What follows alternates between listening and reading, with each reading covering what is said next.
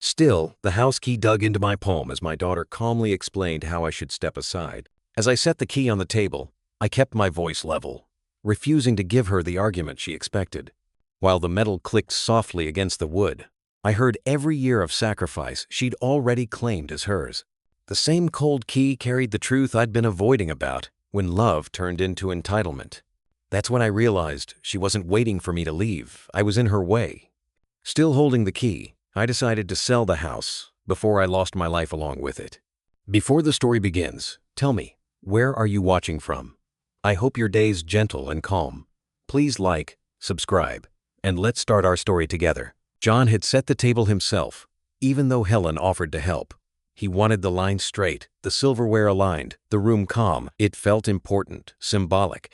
Maybe that if this dinner was meant to repair something broken, it shouldn't begin in chaos. Outside, fall leaves scraped against the windows in the wind, the house settling with familiar creaks that had once sounded comforting. Tonight, they just reminded him how long he'd lived here, how much of himself was buried in these walls. Rachel arrived 20 minutes late, perfume sharp, smile practiced. She hugged Helen, barely touched John, then slid into her chair like she was taking a seat she already owned. For a few minutes, they talked about safe things, the weather, work, and upcoming holiday sentences carefully chosen, none of them honest. John watched his daughter the way you watch someone crossing thin ice, waiting for the crack you know is coming. It came when Helen mentioned how nice it was to all be together again. Rachel laughed under her breath.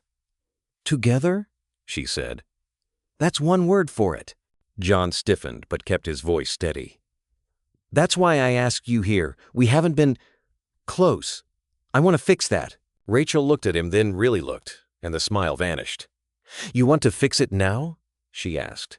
"After years of being invisible to you?" The words landed harder than John expected.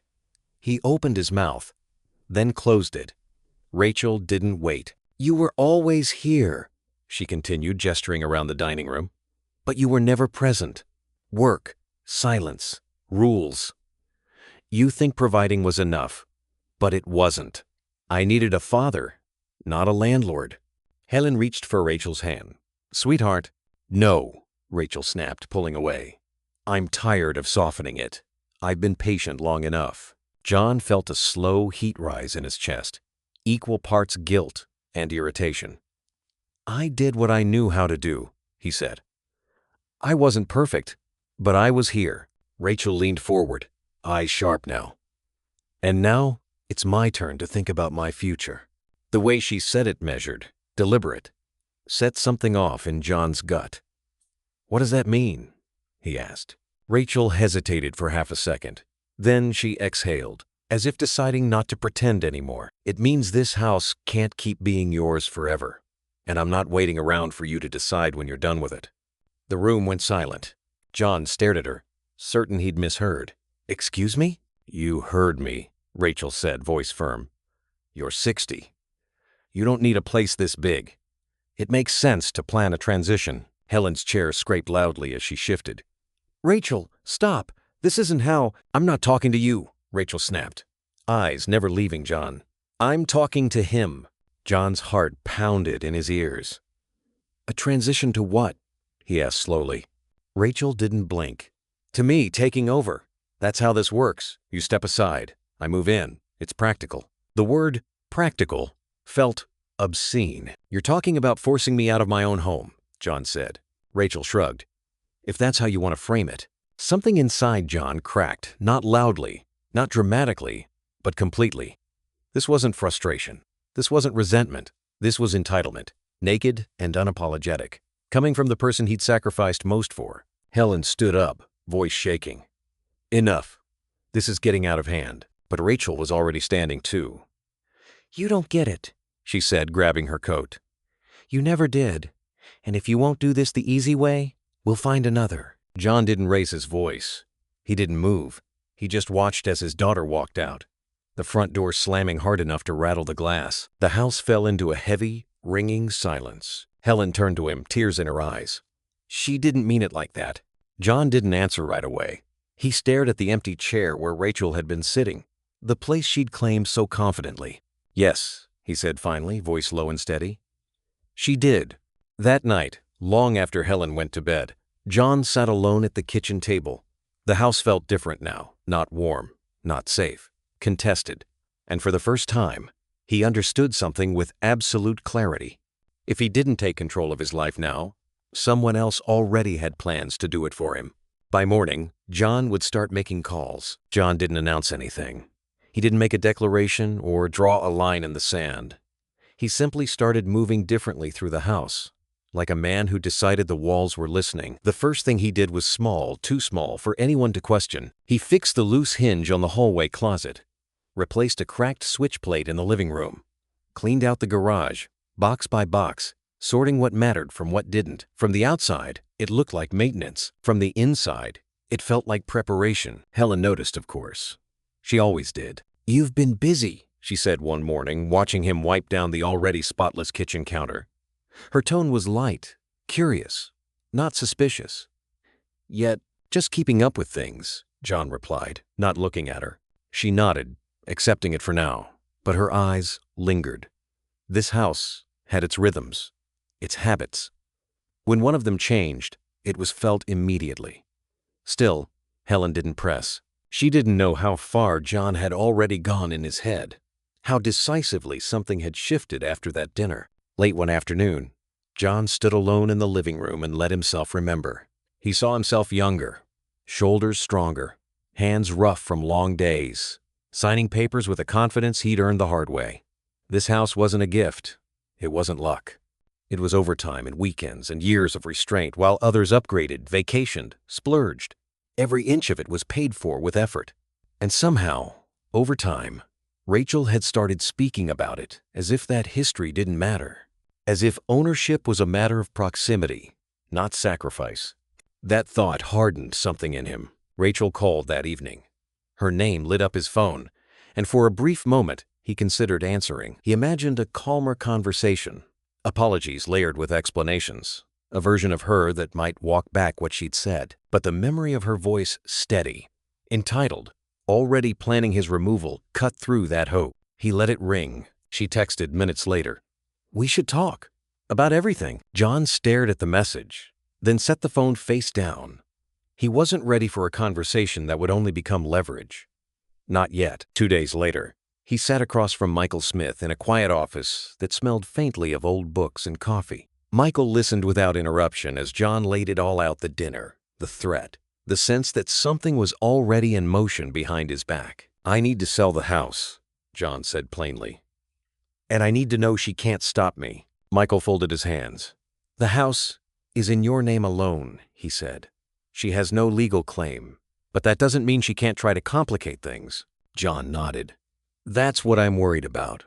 Michael's eyes sharpened slightly. "Then discretion matters. No announcements, no partial truths. If she thinks something's happening, she'll start building a story around it." John felt a grim sense of validation. That's exactly what she does. They discussed steps, timelines, documentation. Michael advised him to keep records clean, communications minimal, emotions out of writing. When John left the office, he felt steadier, not relieved, but anchored, like a man who finally understood the terrain he was standing on. At home, Rachel's suspicion began to show in subtler ways. She stopped by unannounced, glancing around with too much interest, asked casual questions about repairs, about finances, about whether John had thought any more about downsizing. John answered politely, vaguely, offering nothing she could hold on to. "You're being weird," she said once, half joking, half accusatory. "Am I?" he replied, meeting her gaze evenly. She studied him, searching for cracks, but found none. After she left, John stood by the window and watched her drive away, the unease in his chest deepening. Rachel knew something was off. He could feel it, and she wouldn't sit with that feeling quietly. The house, once a place of shared memory, now felt like a locked room with two people hiding keys from each other. And as John turned off the lights that night, one truth settled heavily in his mind. Whatever came next, it wouldn't stay quiet for long. The shift in Rachel wasn't loud at first. It crept in sideways, wrapped in tone and timing, in comments that could be brushed off if you wanted to pretend nothing was wrong.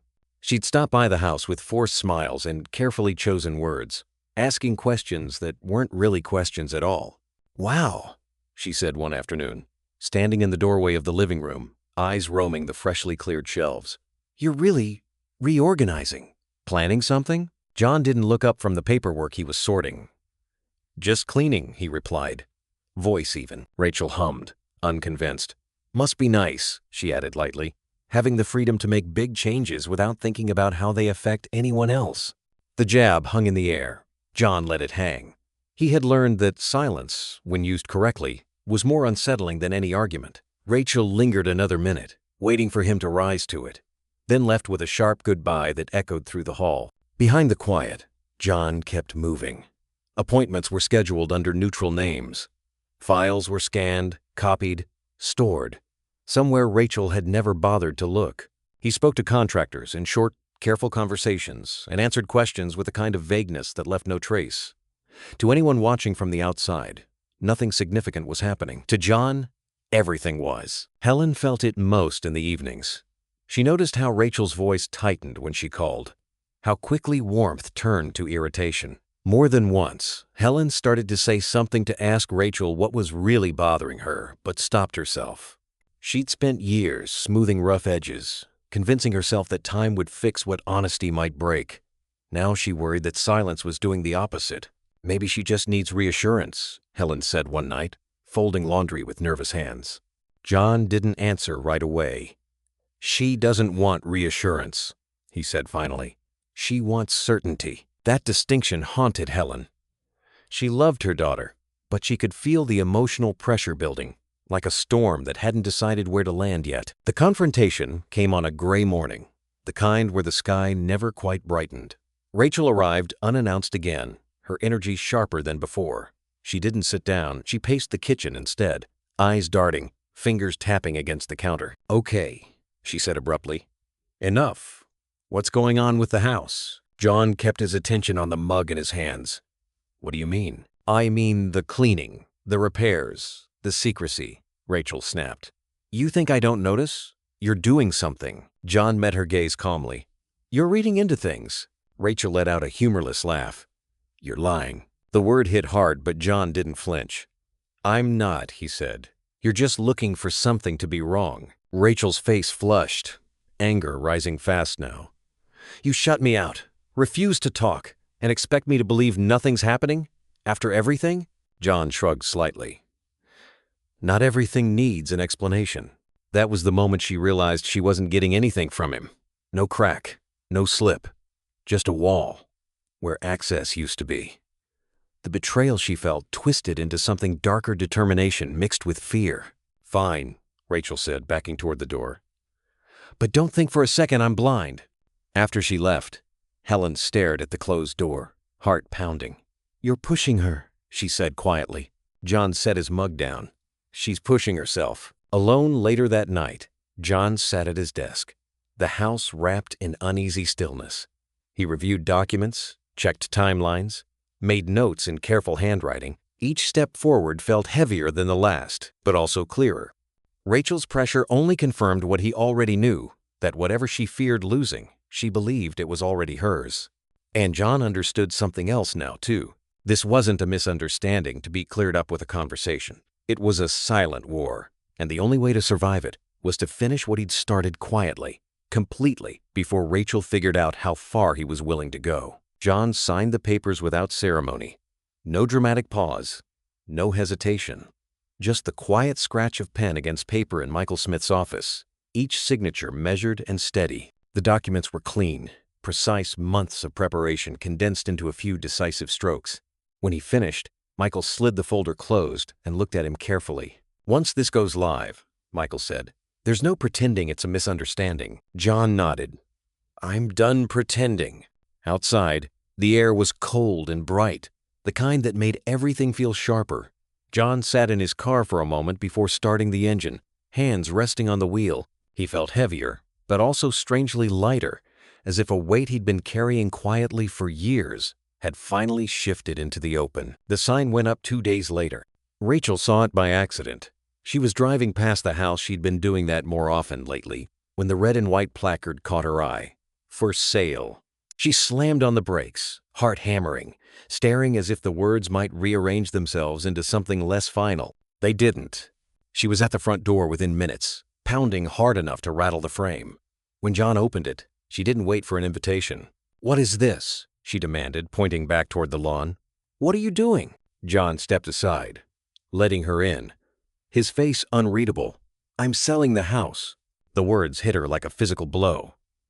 "You can't be serious." "I am." Rachel's voice rose, sharp and frantic. "This is about me, isn't it? This is you punishing me because I told the truth." John closed the door quietly behind her. "This isn't punishment. Don't lie," she snapped. "You're doing this to hurt me, to show me who's in control." Helen appeared in the hallway, alarmed by the noise. "Rachel, lower your voice." Rachel ignored her. "You're being cruel," she said to John. "You know what this house means to me." John met her gaze, calm in a way that infuriated her. "I know what it means to me." Helen stepped between them, wringing her hands. "John, have you thought about what this will do to the family? To Rachel?" "I've thought about it," John said. "For a long time." Rachel laughed bitterly. "So that's it? You won't even explain yourself?" John said nothing. The silence stretched, thick and deliberate. Rachel waited for him to justify himself, to soften, to crack. He didn't. And in that quiet, something inside her began to unravel. "You don't get to do this," she said finally, voice shaking. "You don't get to erase my future because you're angry." John felt the familiar pull of guilt, the reflex to explain, to defend. But he held firm. In his mind, memories surfaced: uninvited late nights working overtime, missed school events, unspoken apologies he'd never voiced. Years of sacrifice he'd framed as responsibility, believing it would one day be understood. Instead, it had been claimed. This house had become a symbol Rachel thought she deserved, not a result of what he'd given up to build it. Selling it wasn't about revenge. It was about reclaiming something that had slowly slipped out of his hands: authority over his own life. Rachel paced the room, hands trembling. "You're ripping this away from me," she said, her voice cracking. "Do you even care what happens to me?" John finally spoke, his voice low. "I care enough not to let myself be pushed out of my own life." Rachel stared at him, stunned, as if seeing him clearly for the first time and not liking what she saw. The ground beneath her certainty was gone now. Everything she'd assumed was secure suddenly felt unstable. "You're destroying everything," she whispered. Helen reached for Rachel, but Rachel pulled away, backing toward the door, eyes wild with disbelief. "This isn't over," she said, the words thin but dangerous. As she left, John stood in the quiet that followed, heart pounding but resolve intact. He knew the first move had been made, and he also knew Rachel wouldn't accept it quietly. The letter arrived on a Tuesday morning, tucked neatly among bills and grocery flyers, its envelope heavier than the rest. John recognized the return address immediately: a law firm downtown, the kind that specialized in pressure, not resolution. He didn't open it right away. He set it on the kitchen counter and stared at it, feeling something between anger and grim confirmation settle into his chest. Rachel had done exactly what he knew she would. When he finally slit the envelope open, the language inside was cold and aggressive. Rachel was formally contesting the sale, claiming the house was rightfully hers, based on implied promises and long-term expectation. It wasn't written like a daughter speaking to her father. It was written like a claimant staking territory. John exhaled slowly and reached for his phone. Michael Smith read the letter in silence later that afternoon, glasses perched low on his nose. When he finished, he leaned back in his chair. "This is posturing," he said. "She doesn't have a legal claim, but she's hoping intimidation slows you down." "Can it?" John asked. "Only if you let it," Michael replied. "The will is clear. The title is clear. She's arguing emotion dressed up as entitlement." That phrase stuck with John. Michael advised him to continue with the sale as planned. No public response, no emotional reaction. Every step forward would undercut Rachel's narrative that she had leverage. "She wants uncertainty," Michael said. "We give her none." Rachel, meanwhile, was unraveling. When legal threats didn't produce immediate results, she pivoted. She began calling county offices, asking pointed questions about zoning, taxes, inspections, anything that might delay or complicate the transaction. She combed online forums late into the night, searching for loopholes, exceptions, obscure precedents that might give her an angle. Every door stayed closed. With each failed attempt, Her desperation sharpened. She sent John long emails, dissecting family history, reframing memories as promises. You always said this house would stay in the family. You never corrected me when I talked about my future here. Each message read less like an appeal and more like an indictment. John didn't reply. What surprised him most wasn't the hostility, it was the clarity. Watching Rachel scramble for leverage stripped away any lingering doubt. This wasn't about hurt feelings or misunderstanding. It was about control. And for the first time, John felt a quiet vindication settle in. The respect he'd assumed was there had never existed in the way he believed. It had been conditional all along. Rachel widened her campaign. Calls went out to aunts, uncles, cousins, anyone who would listen. She framed John as cold, stubborn, cruel, a man punishing his daughter out of spite. Family members began reaching out, their messages cautious, loaded with judgment disguised as concern. Is everything okay? Rachel says, you're acting out of anger. Maybe you should reconsider for the sake of peace. John read them all and answered none. Every attempt to pull him back confirmed Michael's advice. Engagement would only feed the narrative. Silence, though painful, was his shield. Helen struggled the most. She watched the family fracture in real time, felt the weight of Rachel's version pressing in from every direction. They don't know the whole story, she said one night, tears welling. They don't need to, John replied gently. This isn't a vote. Inside, the toll was real. Nights were restless. Memories surfaced uninvited Rachel as a child, laughing in the backyard, running through the same rooms she now claimed as entitlement. The grief wasn't for the house. It was for the illusion of who he thought his daughter was. Still, John didn't waver. When Michael called to confirm the sale was moving forward on schedule, John felt the knot in his chest tighten, not with fear, but resolve. Rachel had shown her hand, and no matter how loudly she protested, no matter how many people she turned against him, he knew one thing with certainty now. She wouldn't stop, and neither would he. The calls started coming in waves. John would answer one, hang up, and the phone would light up again before he could set it down. Family members he hadn't spoken to in years suddenly had opinions, all delivered in the same careful tone, concern laced with judgment. Rachel had been busy. She told them John was cold, inflexible, obsessed with control, that he was punishing her out of spite, choosing pride over blood. John listened more than he spoke. Every story sounded familiar, just tilted slightly, like a picture hung crooked on purpose. He didn't correct them. He didn't defend himself. He only said, you don't know the whole story, and let the silence do the rest. When he finally stopped answering, it felt less like retreat and more like survival. Rachel didn't settle for distance. She showed up. She stood in the living room, arms crossed, eyes blazing with a mix of anger and panic. The house felt smaller with her in it, as if the walls themselves were bracing. You've turned everyone against me, she said, projecting what she'd already done.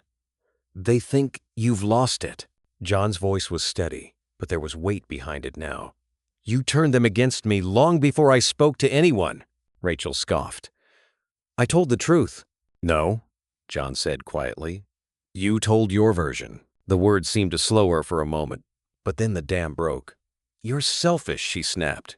You're ruining my future because you can't stand losing control. John felt something rise in his chest, not anger this time, but grief. You never asked me, he said. Not once. You decided my life was in your way. Rachel shook her head, pacing. I planned around what made sense. What made sense for you, John corrected. You talked about pushing me out like I was an inconvenience, like I'd already overstayed. Helen stepped between them, voice trembling. Please, both of you, this is going too far. Rachel rounded on her mother. You're just standing there while he destroys everything. Helen's eyes filled with tears. I'm standing here because I don't recognize either of you anymore. The room fell quiet. John felt the finality of it settle deep in his bones. There was no phrase left that could bridge this, no compromise that wouldn't turn into surrender. I built this house, John said at last, with years of my life you never noticed because you were too busy assuming it would all be yours. And when you couldn't wait, you tried to take it. Rachel's voice cracked. I was scared. You were entitled, John replied, not cruelly, but honestly. And when I said no, you made me the villain. Rachel's eyes filled, but the desperation behind them was sharp, dangerous. If you go through with this, she said, Don't expect me to forgive you. John nodded once. I don't expect anything from you anymore. Helen reached for his arm. John, once this is done. I know, he said softly. And I'm doing it anyway. That night, after Rachel left in tears and fury, John sat alone at the kitchen table. The house was quiet again, but it didn't feel peaceful. It felt hollow. He replayed years in his mind, missed moments, unspoken affection, the slow drift he'd ignored because providing felt easier than confronting distance. Finalizing the sale would end something he could never rebuild. He knew that now. The grief settled in his chest like a weight he'd carry for the rest of his life. But when his phone buzzed with a message from Michael, "We're ready to proceed whenever you say the word," John didn't hesitate. Across town, Rachel stared at her own phone, realizing with a cold certainty that this time her father wasn't going to fold. The closing happened on a cold, colorless morning. John sat at a polished conference table with the buyers across from him, their voices calm, almost cheerful, as if this were just another transaction. Papers slid back and forth. Pens clicked. Dates were confirmed. And then it was over. John placed the keys on the table, metal dull from years of use, and pushed them forward. Just like that, the house was no longer his. He stood outside afterward, hands in his coat pockets, watching the buyer's car pull away. There was no rush of victory, no satisfaction, just a strange, aching quiet. Like the moment after a long argument when you realize there's nothing left to say. He knew the timing wouldn't stay private for long. Rachel would find out. She always did. She arrived before sunset. Her car screeched to a stop in the driveway she no longer had any claim to. She stormed up the walk, face flushed, eyes bright with panic that had finally broken through anger. John opened the door before she could knock. "You did it," she said, breathless. "You actually did it." "Yes," John replied. Her composure collapsed in real time. "How could you?" she shouted. "Do you have any idea what you've taken from me?" John stepped aside to let her in one last time. The house echoed differently now, emptier, as if it already knew it was finished with them. "This was supposed to be my future," Rachel cried, tears streaking down her face. "Everything I planned was built around this. And you destroyed it." John listened, jaw tight. "You built your future on something that wasn't yours." Rachel shook her head violently. "You promised. Maybe not with words, but with silence. You let me believe it." "That was my mistake," John said quietly. "And I'm correcting it." Helen stood near the hallway, arms wrapped around herself, unable to step in without choosing a side. She watched her daughter unravel and her husband stand firm, realizing too late that this moment had been years in the making. "You're heartless," Rachel spat. "You care more about control than about your own child." John felt the familiar sting, but it no longer moved him. "I cared enough to let you grow up believing you'd earned something you hadn't," he said. "And when you tried to take it by force, I stopped pretending." Rachel stared at him, disbelief giving way to rage. "You'll die alone," she said. "And you'll deserve it." Helen flinched. "Rachel," she whispered, but it was too late. John met his daughter's gaze, his voice steady but final. "The house was never yours," he said, "and neither was my life." That was the last thing she could hear. Rachel turned sharply and stormed out, the front door slamming behind her with a violence that rattled the windows. Outside, her car roared to life and disappeared down the street, taking whatever hope of reconciliation still lingered with it. Helen sank into a chair, silent tears tracing lines down her face. She didn't ask John to chase after Rachel. She didn't ask him to apologize. In that moment, she understood the cost of what had been done, and the cost of what would have happened if he hadn't done it. Later that night, John walked through the empty rooms one final time. He touched the door frames, the walls, the places where life had once unfolded naturally. The grief was there, heavy and real, but beneath it was something else, something steadier, relief. He had taken back control of his life, even if it meant losing the illusion of the family he thought he had. As he turned off the lights and closed the door behind him, John knew one thing with certainty. Rachel hadn't said her last word. Rachel vanished from John's life, as if someone had flipped a switch. No calls, no texts, no accusations hurled through third parties, at least not directly. The silence was deliberate, sharpened into a weapon meant to punish him for refusing to bend. John felt it every morning when he checked his phone out of habit. knowing there would be nothing there. Silence, he learned, could be louder than rage. Helen carried the weight of it differently. She moved through their days with a quiet fragility, doing the small things she'd always done, making coffee, folding laundry, asking John if he'd eaten while something inside her remained unsettled. She supported John, stood by his decision, but the loss cut her in places she didn't know how to explain.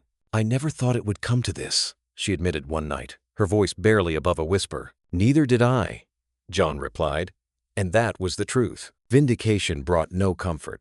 John had been right about Rachel's intentions, about the necessity of the sale, but being right didn't ease the ache. He found himself remembering moments he hadn't thought about in years. Rachel riding a bike in the driveway, her laughter filling the same house that now belonged to strangers. The pain wasn't regret. It was mourning for the daughter he thought he had, for the relationship he'd believed was solid beneath the distance. Rachel didn't stay silent everywhere. She reappeared in the family like a rumor spoken about, rarely seen. Calls were made, stories retold. John heard through others that Rachel was struggling, that she felt betrayed, that she didn't understand how her own father could do this to her. Some family members listened sympathetically. Others grew tired of the repetition. The more Rachel tried to frame herself as a victim, the more cracks appeared in the story. People asked questions she couldn't answer cleanly. Why had she assumed the house was hers? Why had she pushed so hard, so fast? Why had she involved lawyers instead of conversation? The damage, once done, refused to reverse itself. Rachel's control slipped in small but visible ways. She missed gatherings, forgot birthdays, reacted too sharply when someone mentioned John's name. Those closest to her began to see what John had already understood, that beneath her anger was panic. The certainty she'd built her life around was gone, and nothing had replaced it. John and Helen faced their future quietly. Without the house, without the routines they'd leaned on for decades, they had to redefine what stability meant. There were moments of doubt, late nights, when Helen wondered aloud if standing firm had cost them too much. John listened, held her hand, but didn't waver. "I lost her either way," he said once. "At least this way I didn't lose myself too." Helen didn't argue. She only nodded, tears slipping free. As winter pressed closer, John felt the weight begin to shift. The pain was still there, but it no longer dictated his every thought. He took walks, made plans, thought about the next chapter of his life in ways he hadn't allowed himself to before. The house had been an anchor, but also a chain. Letting it go had hurt, but it had also freed something in him. Rachel, meanwhile, spiraled quietly. Without the leverage she'd relied on, she was forced to sit with the consequences of her choices. Friends grew distant. Family stopped picking sides. The narrative she'd crafted no longer held. And still, she refused to speak to John. John accepted that, not with ease, but with resolve. He understood now that doing the right thing didn't guarantee reconciliation. Sometimes it only guaranteed survival. Standing beside Helen one evening, watching the last of the daylight fade, John felt the truth settle fully in his chest. He had chosen himself for the first time in a very long time. And whatever Rachel planned next, he knew one thing for certain. He wasn't going backward. Rachel reached out 3 days later.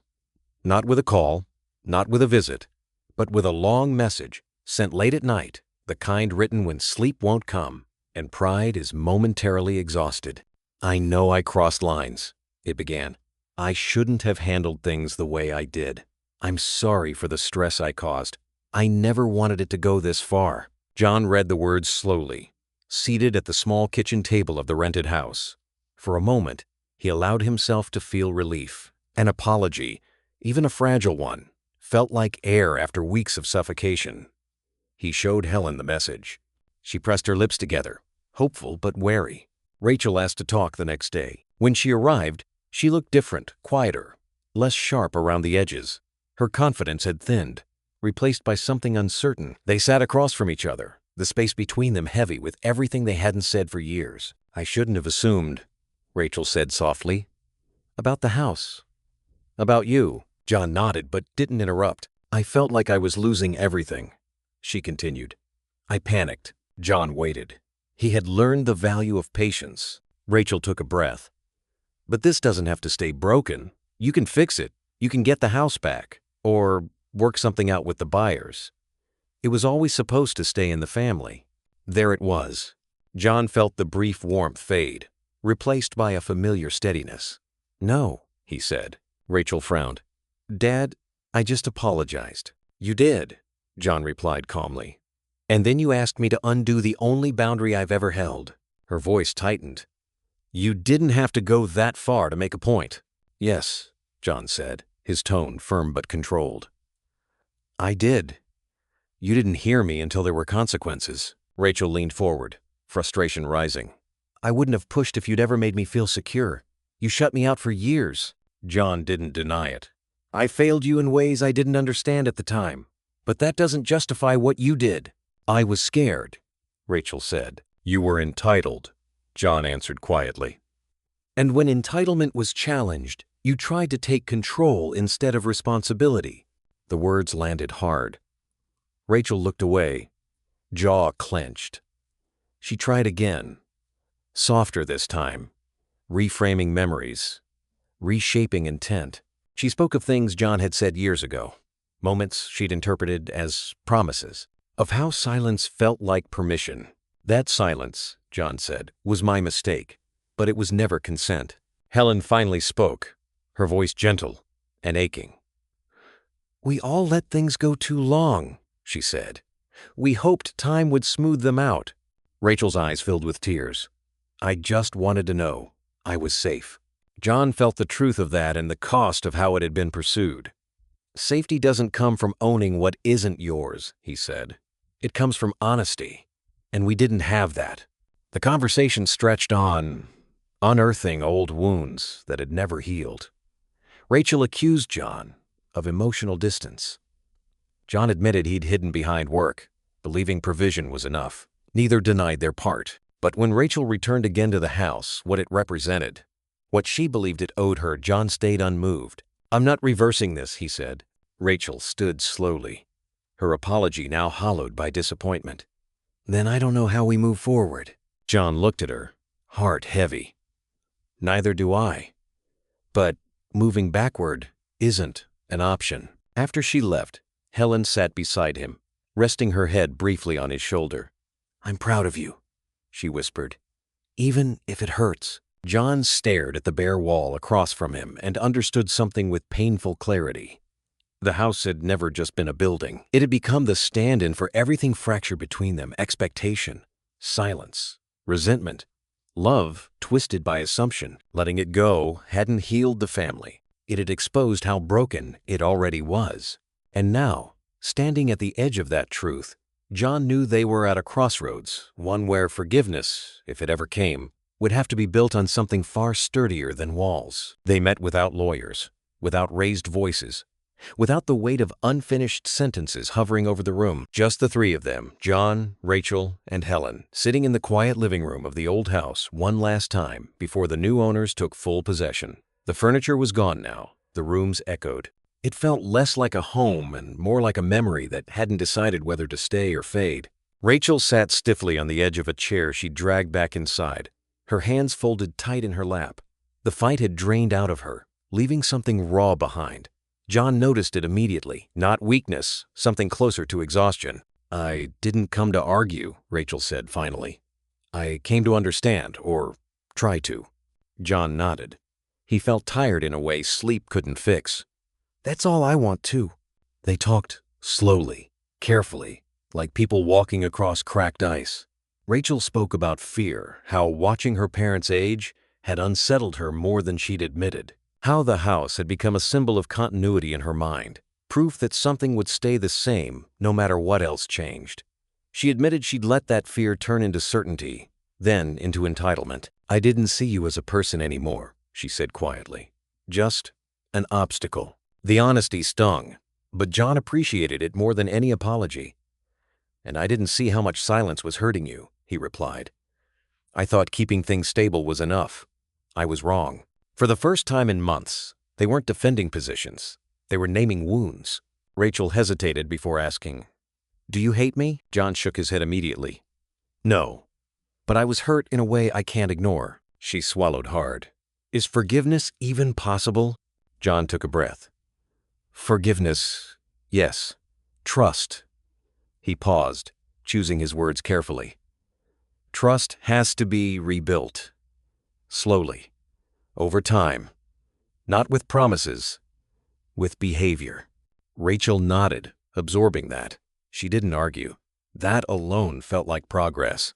Helen watched them from the side, her heart aching at the sight of two people she loved, trying to bridge something that might never fully close. She didn't interrupt. She knew this moment wasn't hers, to shape, only to witness. I understand why you sold the house now, Rachel said at last. I don't like it, but I understand it. John felt something loosen in his chest. Not relief, peace, small but real. I needed to take my life back, he said. That doesn't mean I don't want you in it. Rachel looked up at him, eyes wet but steady. I don't know how to fix this overnight. We don't, John said. We just don't make it worse. They agreed to start small. Dinners. Conversations without agendas. No assumptions about the future. Only honesty in the present. It wasn't reconciliation. It was permission to try. When it was time to leave, John stood alone in the doorway and took one last look around. The walls were bare now, stripped of the weight they'd carried for decades. This house had held birthdays, arguments, silence, laughter, and, finally, betrayal. Letting it go had nearly broken him, but staying would have erased him. Rachel hovered nearby, unsure whether to speak. Helen reached for John's hand. I'm ready, John said softly. He stepped outside, the autumn air sharp against his face. As he walked away from the house that once held everything, he didn't look back.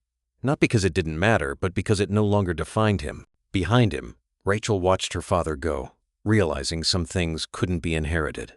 They had to be earned. Rachel reached out again a week later. This time, there were no demands disguised as apologies. No careful wording that bent toward leverage. Just a short message sent in the early morning hours. I need to explain myself. Not to excuse it, just to say it out loud. Please. John read it twice before setting the phone down. He felt the familiar tightening in his chest, the quiet war between caution and hope.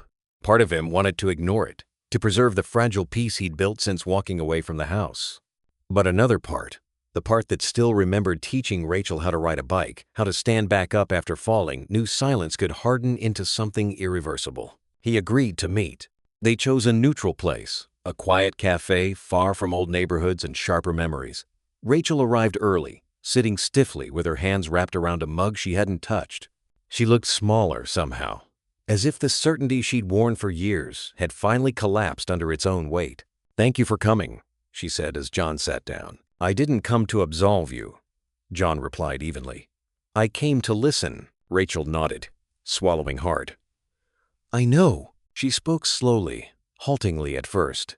She admitted how long she'd felt inadequate watching friends surpass her, comparing her life to the expectations she'd quietly built for herself. How the house had become a symbol of proof in her mind, proof that she hadn't failed, proof that something solid would eventually belong to her. I felt like I was standing still while everyone else moved forward, she said. And I blamed you for that. John listened without interruption, though the words stung. Not because they were cruel, but because they were honest. I convinced myself you owed me, Rachel continued. That if I just pushed hard enough, you'd step aside. I didn't think about what that meant for you. John studied her face, searching for the familiar signs of manipulation. He found vulnerability, but also something else. Calculation, faint but present, like a reflex she hadn't fully unlearned. I'm sorry, she added quickly, for everything, for hurting you. John took a breath. I believe you're sorry you lost control, he said calmly. I'm not sure yet if you're sorry for what you did. Rachel flinched. That's not fair. It's honest, John replied. And honesty is what we're starting with, if we're starting at all. Helen watched from across the cafe, pretending to read while keeping Rachel in her peripheral vision. Her heart ached as she saw her daughter struggle, saw John's guarded posture. She wanted to rush in, to soften the edges, but she stayed seated. This wasn't a moment that could survive interference. Rachel tried another angle, her voice softened, eyes glistening. I don't know how to fix this without your forgiveness, she said. John recognized the turn immediately, the appeal to emotion. The subtle shifting of responsibility. Forgiveness isn't a transaction, he said. And it's not the same as trust. Rachel's shoulders slumped. So what am I supposed to do? You show me, John said. Over time, without expectations. He leaned back, feeling the weight of every word. I can't simply forgive you and pretend nothing happened. You tried to take something that wasn't yours. You tried to push me out of my own life. That doesn't disappear because you're sorry. Rachel nodded slowly, absorbing the reality she'd been avoiding. And if I do the work? She asked. If I change? Then we rebuild, John said, carefully, on my terms. The conversation ended without resolution, but not without clarity. Rachel left knowing she hadn't won anything back. John left, knowing he hadn't surrendered himself. Helen joined him outside. That was hard, she said softly. Yes, John replied, but necessary. As he drove home, John understood something he hadn't before. Revenge had been easy, boundaries were harder, and rebuilding, if it happened at all, would demand more strength than walking away ever had. Still, for the first time, he felt a cautious resolve take root. Not hope, but possibility earned, not assumed. Rachel didn't change overnight. There were no grand gestures, no emotional speeches meant to fast-track forgiveness. Instead, what came next was quieter and harder. She started calling John without an agenda, sometimes just to ask how his day had been. When he answered, she didn't rush to fill the silence. She listened. That alone felt new. John kept his guard up. He spoke, but carefully, choosing words that didn't invite misunderstanding. Emotional distance had become a form of self-protection, and he wasn't ready to abandon it. Still, he didn't shut her out. He answered the calls. He showed up when she asked to meet. Not because trust had returned, but because he wanted to see if effort could exist without expectation.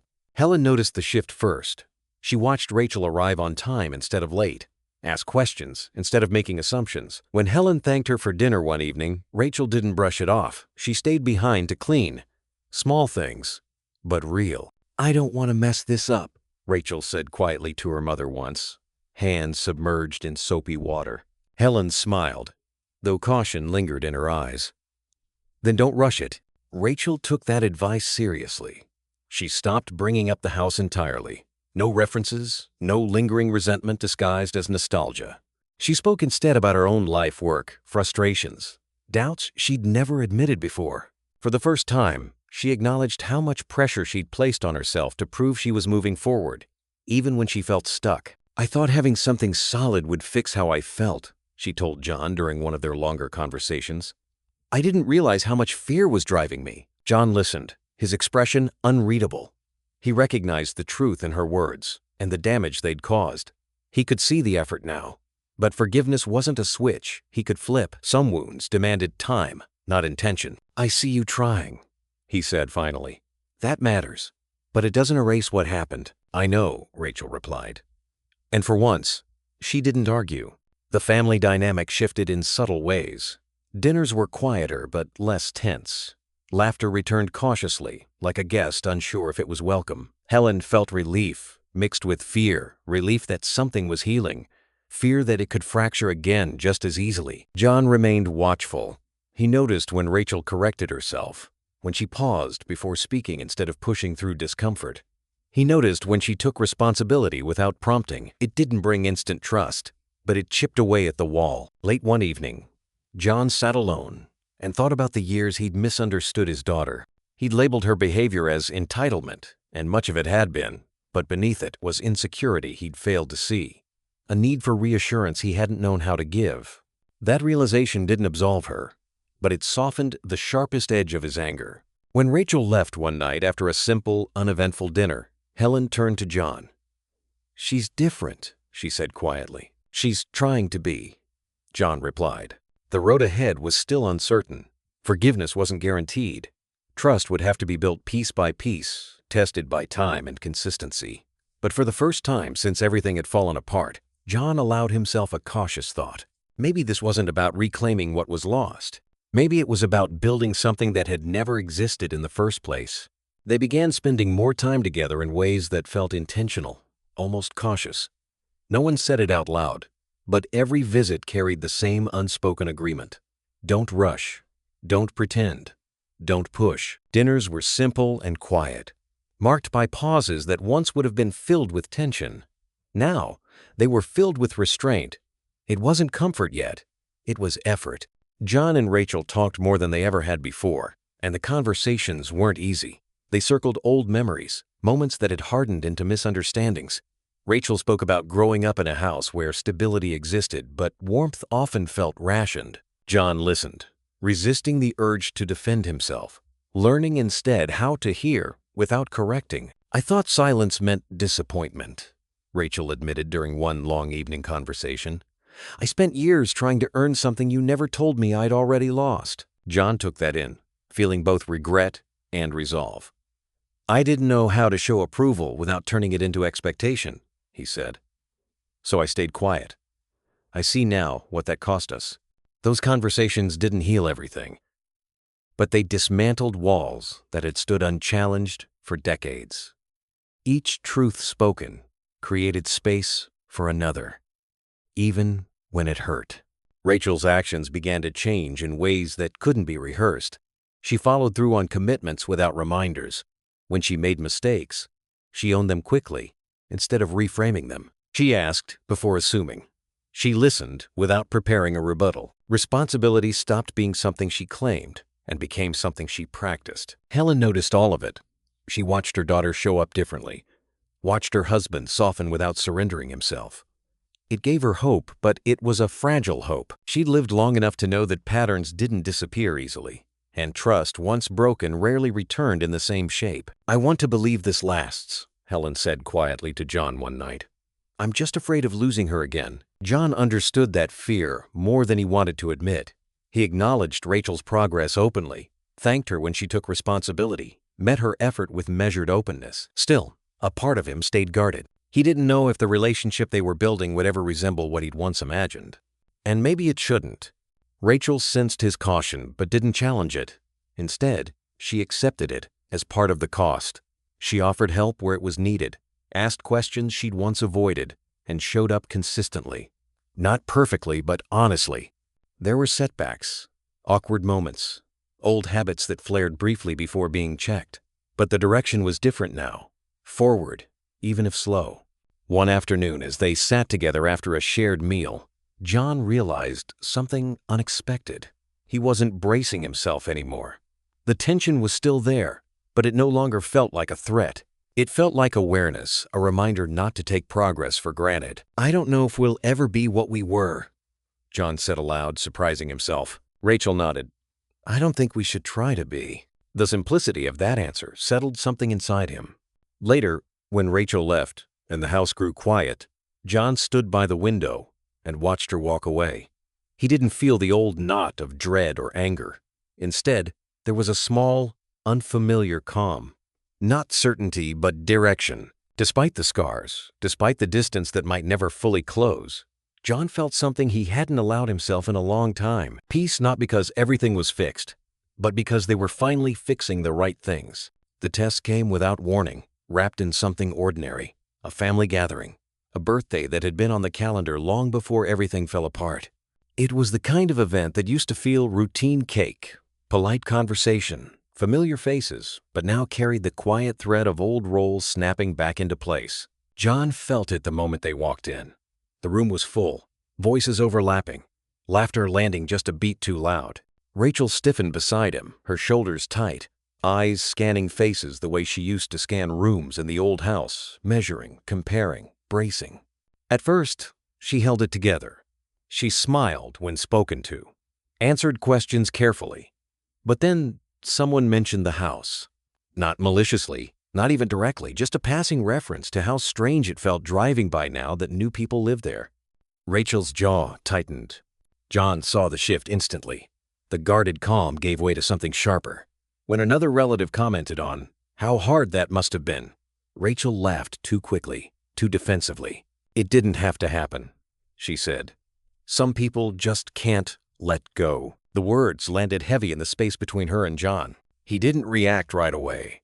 He watched her spiral internally, watched the familiar impulse to deflect blame rise to the surface. This was the old pattern, knocking comforting in its familiarity, destructive in its ease. Rachel kept going. I mean, families are supposed to support each other, not make power moves. John stepped in before the moment calcified. That's enough, he said quietly. Rachel turned to him, eyes flashing. I'm just telling the truth. No, John replied evenly. You're protecting yourself the way you used to, and you promised you were done doing that. The room went still, not silent, but attentive. Rachel's face flushed, a dozen responses rising at once. Defensiveness came first. You don't get to correct me in front of everyone, she snapped. John didn't raise his voice. I get to remind you of who you're trying to be. The words cut through the noise. Rachel looked away, breathing unevenly, caught between anger and recognition. She wanted to push back to reclaim control the way she always had. But something stopped her. She remembered the work, the effort, the trust she'd started to rebuild and how easily it could fracture again. Her shoulders slumped slightly. I didn't mean it like that, she said, though her voice still trembled. John nodded once. Then, say what you do mean. The pause stretched. Rachel swallowed hard. I'm still angry, she admitted. But I don't want to be that person anymore. It wasn't an apology. It was something harder. The tension in the room eased, not because the issue was resolved, but because it was acknowledged. Conversation slowly resumed. Someone changed the subject. Plates were cleared. Life moved forward, awkward but intact. Later, Helen pulled them both aside. Her expression was gentle but firm. That was progress, she said. But don't confuse progress with being finished. Rachel nodded, eyes tired. John listened. Trust doesn't come back all at once, Helen continued. It comes back in moments like that, and it can leave just as quickly. I know, Rachel said quietly. When the evening ended and they stepped outside into the cool night air, Rachel lingered beside John. I almost lost it back there, she admitted. But you didn't, John said. She looked at him then, not defensively, not pleading, just honest. I don't want to undo everything we've worked for. John felt something shift. Not relief, recognition. Neither do I, he said. They stood there for a moment, neither rushing to leave. The future still felt uncertain, fragile, in ways neither could fully control.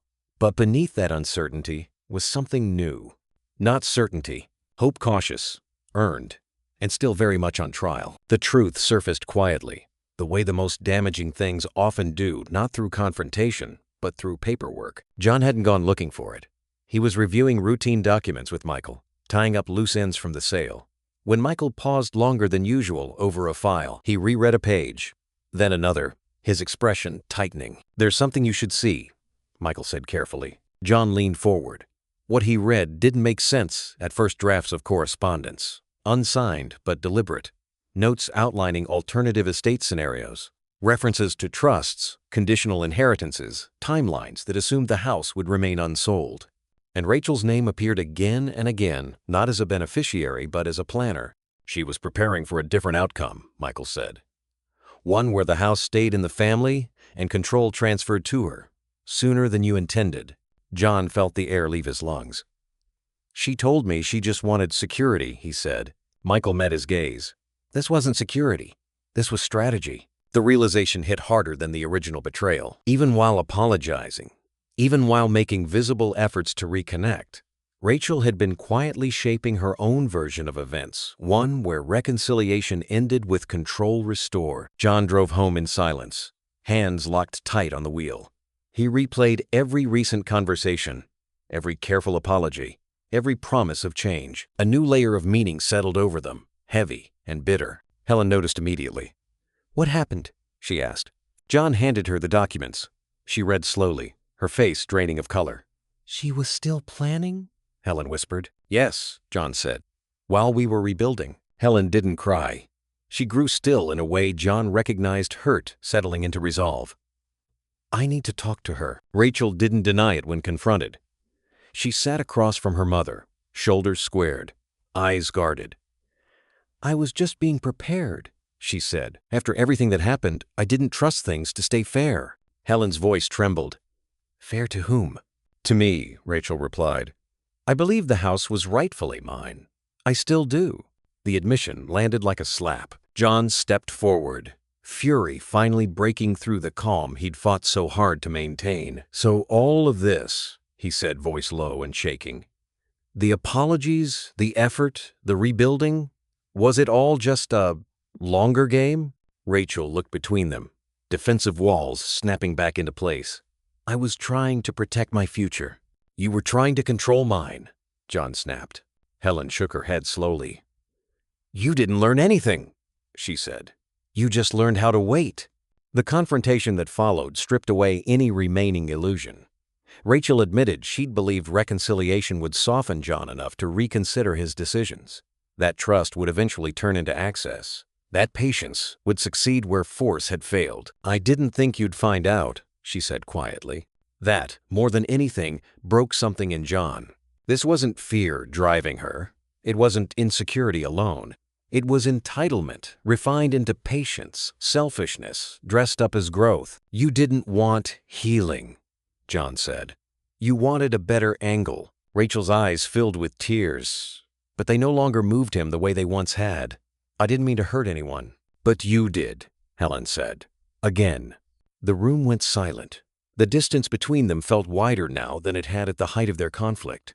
Progress unraveled in real time, thread by thread. John turned away, heart pounding, grief and rage colliding inside him. He had opened the door carefully, believing change was possible. Now he had to face a harder truth, that effort without honesty was just manipulation delayed. When he finally spoke, his voice was steady but final. "I don't know if you can be part of my life the way you want," he said. "Not after this." Rachel looked stricken. "You're cutting me off again?" "I'm protecting myself," John replied. Again. Helen stood between them, tears finally spilling free. "You've hurt us more than you realize," she said to Rachel. "And you can't keep asking for forgiveness while planning control." Rachel said nothing. There was nothing left to defend. Later that night, John sat alone, staring at the city lights beyond the window. The question before him was heavier than any legal decision he'd made. Did he leave the door open, risking another betrayal? Or did he finally close it, no matter how much it hurt? The answer didn't come easily, but he knew one thing with absolute certainty. This time, the boundary would not be negotiable. Rachel didn't ask for a meeting this time. She showed up quietly, standing at the edge of John and Helen's living room, like someone waiting for permission to exist. There was no script in her hands. No practiced calm, just red eyes and a posture that had finally lost its edge. "I'm sorry," she said, and this time it didn't sound strategic. "I know I don't get to ask for anything. I just needed to say it." John didn't respond right away. He sat across from her, hands folded, his face unreadable. The anger he felt wasn't explosive anymore. It was colder than that, settled deep. The kind that came from being hurt twice by the same person after believing the worst was over. "I don't know what you want me to do with that," he said finally. Rachel swallowed hard. "I don't want you to fix it. I want to own it. All of it." She talked then, without interruption, without deflection. She admitted she'd been driven by fear long before the house ever went up for sale. Fear of falling behind. Fear of being ordinary. Fear that the silence she'd grown up with meant disappointment instead of restraint. She admitted that instead of facing those fears, she'd tried to control the one thing that felt solid. "You didn't make me bitter," she said. "I did that on my own." The words landed, but they didn't open the door she hoped they would. John felt tired in a way he hadn't known before. Not physically, emotionally worn down by cycles of hope and collapse. He looked at his daughter and felt the ache of everything he'd lost, everything he'd given, and everything that still hurt. "I loved you the only way I knew how," he said. "And maybe that wasn't enough. But what you did, it wasn't a response to pain. It was a choice." Rachel nodded, tears slipping free. "I know." She tried to make amends in small, concrete ways. She showed up when asked and stayed away when she wasn't. She helped Helen without being prompted. She stopped explaining herself and started listening. But each attempt met the same wall. John acknowledged the effort without opening himself to it. "I'm not ready," he told her once, honestly. "And I don't know when I will be." Rachel accepted that answer, even when it hurt. Helen watched it all with growing concern.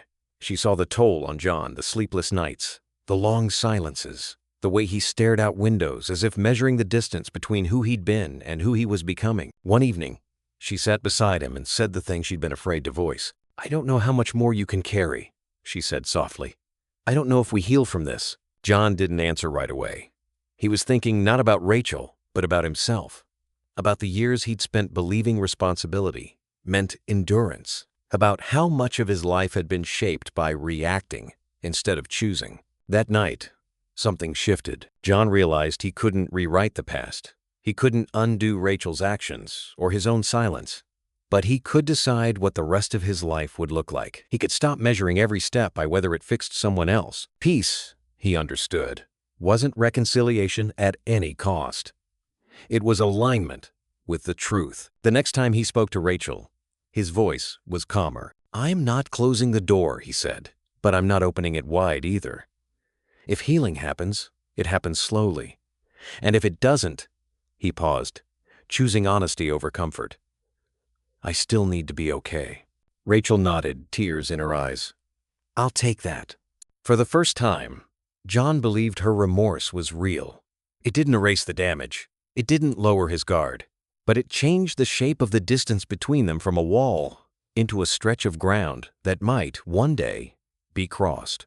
As Rachel left that evening, John felt something unfamiliar stir beneath the exhaustion.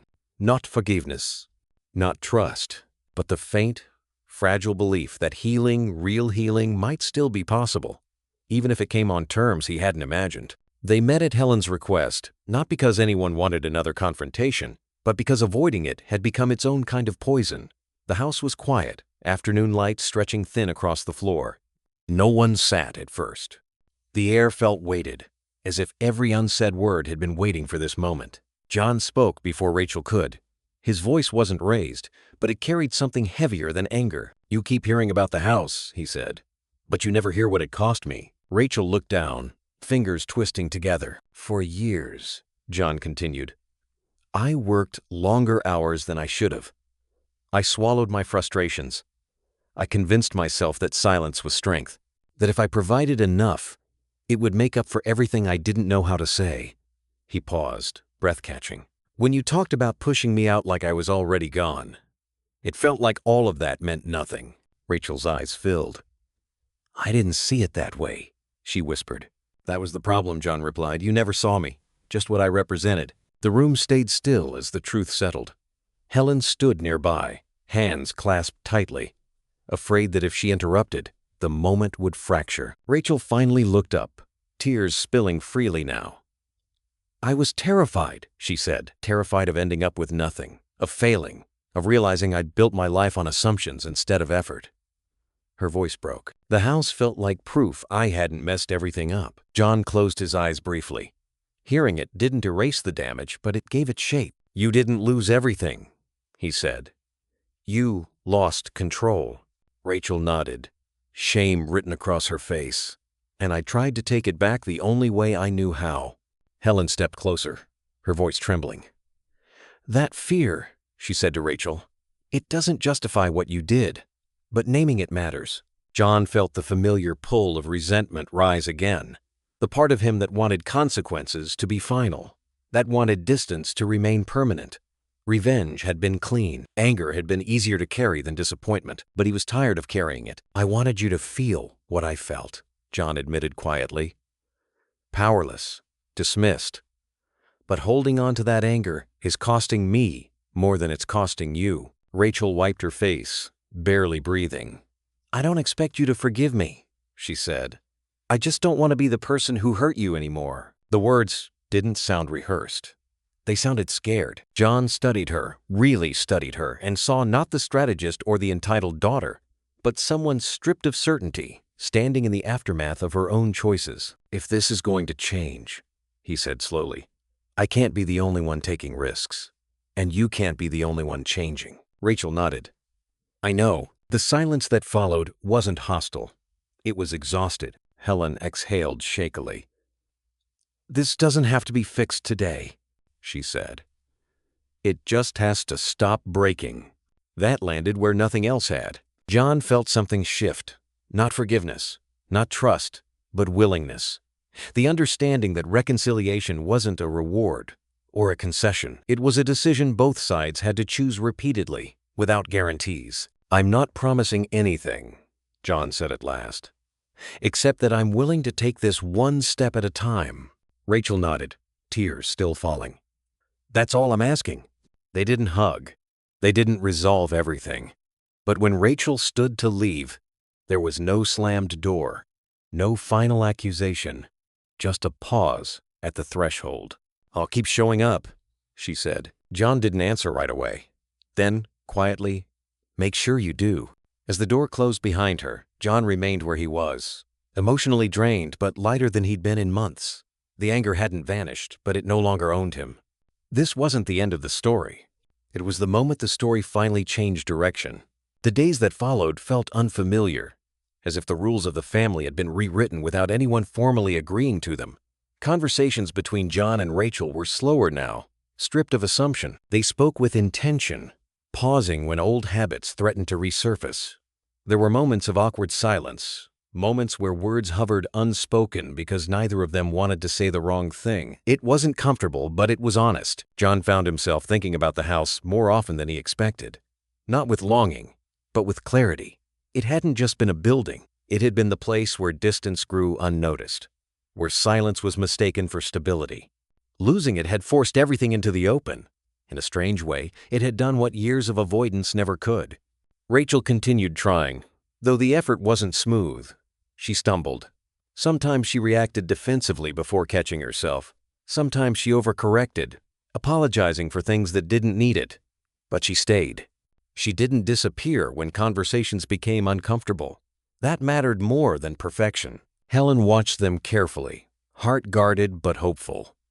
One afternoon, she listened from the kitchen as John and Rachel talked in the living room, not arguing, not posturing, just speaking. It was the first truly honest conversation she'd heard between them in years. No raised voices, no hidden agendas, just truth. She closed her eyes and let herself believe, just a little. John remained cautious. Trust didn't come easily anymore. Every step forward was measured, every moment of openness balanced with restraint. But he noticed the change in himself, too. The anger he'd carried like armor had begun to loosen, not because it was gone, but because it no longer needed to be worn constantly. Rachel took responsibility in ways that couldn't be faked. She made decisions without looking to John for approval. She talked openly about her plans, her mistakes, her fears without turning them into blame. She stopped waiting to be rescued by circumstances or inheritance. Slowly, deliberately, she began building something that belonged to her. That earned something back. Not forgiveness, not trust in full, but space. One evening, as they sat together after dinner, Rachel said quietly, "I don't expect things to go back to how they were." John nodded. "Neither do I, but I want them to be real," she added. He looked at her then, seeing the effort etched into her expression. "That's all I want, too." It wasn't a declaration. It wasn't closure. It was acknowledgement. The family began to settle into this new normal, uneven, cautious, but grounded. They learned where the edges were now. They respected them. Some days felt lighter than others. Some days reminded them how fragile progress could be. Late one night, John sat alone, reflecting on how much had changed. He understood now that healing wasn't a destination. It was a practice, one that required patience, boundaries, and the willingness to accept imperfection. The road ahead was long. He didn't know where it would lead, but for the first time, he wasn't afraid of it. Not because everything was fixed, but because it was finally honest. John woke earlier than usual, the kind of early that comes with a restless mind rather than an alarm. The house was quiet, the air still. He sat at the kitchen table with a cup of coffee gone cold, thinking about the path that had brought him here. Not just the sale, not just the fights, but the man he'd been before, all of it, how much he'd tolerated, how much he'd buried in the name of peace. The pain hadn't disappeared. It probably never would. But something else had taken root alongside it. Clarity. He understood now how easily love could turn into obligation if left unexamined. How silence, meant to protect, could quietly rot into resentment. He wasn't proud of every decision he'd made, but he was finally honest about them. And that honesty felt like strength. His phone buzzed on the table. "Rachel." The message was short. "Can I ask you something? I could really use your advice." John stared at it for a moment, measuring his own reaction. There was no spike of anxiety, no immediate defensiveness, just caution and curiosity. That alone told him how much he'd changed. He replied, "What's going on?" They met later that afternoon. Rachel looked nervous, but not desperate. She explained that she was considering a career shift, nothing dramatic, just a decision that scared her because it was hers alone. She asked questions carefully, not seeking permission, but perspective. John listened. When he spoke, it was deliberate. "I'll help you think it through," he said. "But I'm not deciding for you, and I'm not fixing it if it goes wrong." Rachel nodded immediately. "I wouldn't ask you to." That mattered.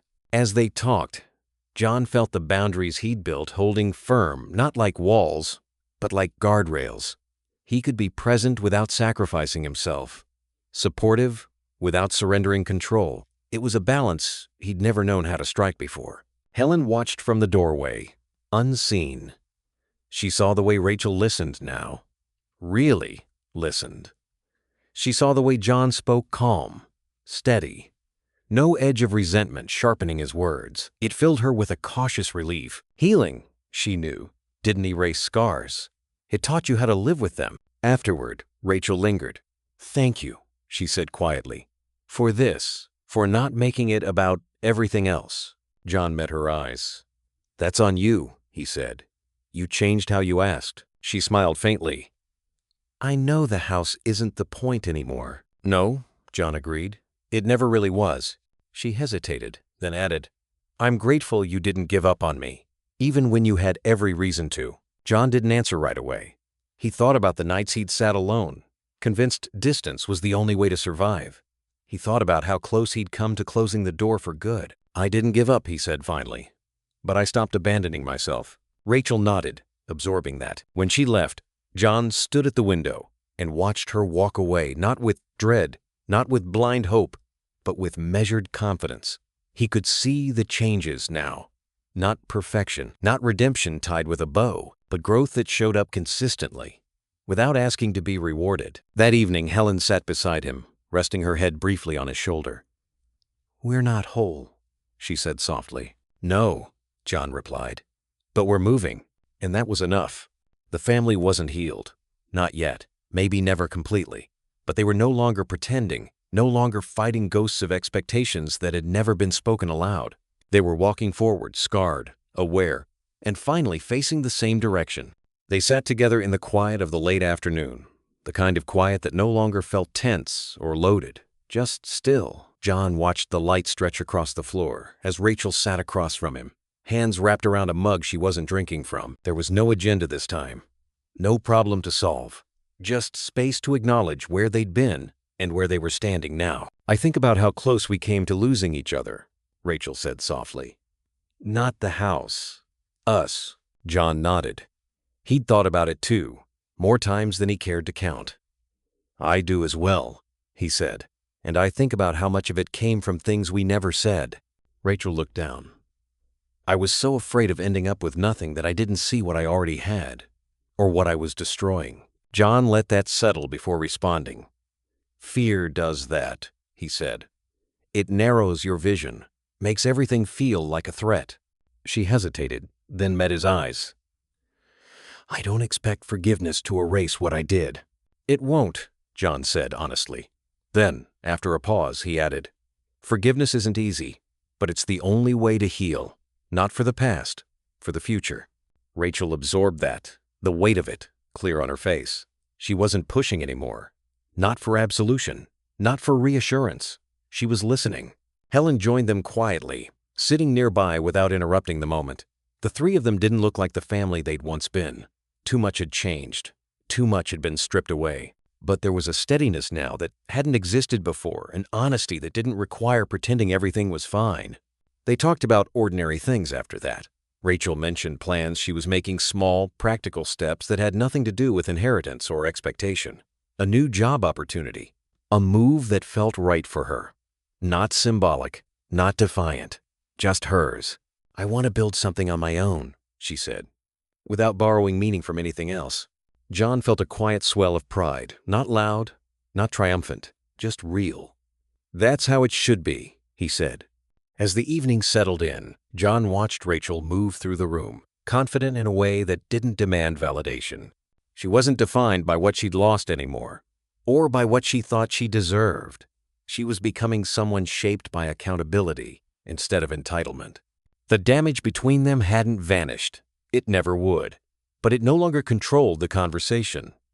It no longer dictated every interaction. That, John realized, was peace, not perfection, but freedom from the past's grip. Later, as they stood outside together, the air cool and still, Rachel paused beside him.